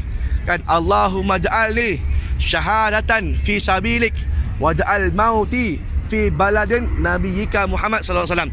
Ya Allah, kurniakan aku syahid di jalanmu dan bagilah aku mati di bumi nabimu sallallahu alaihi wasallam. Itu doa Umar Al-Khattab. Setiap hari dia doa. So akhirnya dia pun memang mati dibunuh dan dimakamkan di sebelah Nabi lagi. Okay. So tuan-tuan boleh amalkan doa tu insya-Allah. Okey, baik. Ada boleh. Ni IC share. Ada tulis doa tak salah. Okey, baik. Okey, baik tuan. Okey. Berakhirnya ziarah kat sini, maka berakhirlah sudah kita punya ziarah dalam ya. Tuan-tuan nak berehat kat sini ke, tuan-tuan nak pergi masjid ke, nak balik hotel pun boleh, tak ada masalah, tak ada apa-apa. Yang nak balik hotel ikut saya, okey, boleh balik hotel. Yang nak iktikaf ke masjid ke apa semua terpulanglah ya, masing-masing. Okey, terima kasih semua kerana sudi menyertai saya pada ziarah dalam Andalusia pada pagi ni. Mudah-mudahan bermanfaat dan mendapat ilmu lah pada hari ni insyaAllah. Hari ni tiada apa-apa aktiviti. Petang sampai malam free and easy. Jangan ada petang tadi ada program tapi saya batalkan, malah nak bagi tuan-tuan rehat. Saya pun nak rehat kan. Rehat. InsyaAllah esok tengok dalam WhatsApp group jadi ataupun tidak program, kita tengok dalam WhatsApp group ya. Sebab saya nak kena tengok jadual. Memandangkan ada yang dialisis, nak kena susun atur sikit dengan tarikh dialisis. Okey. Wallahu alam. Okey, terima kasih. Assalamualaikum warahmatullahi taala wabarakatuh.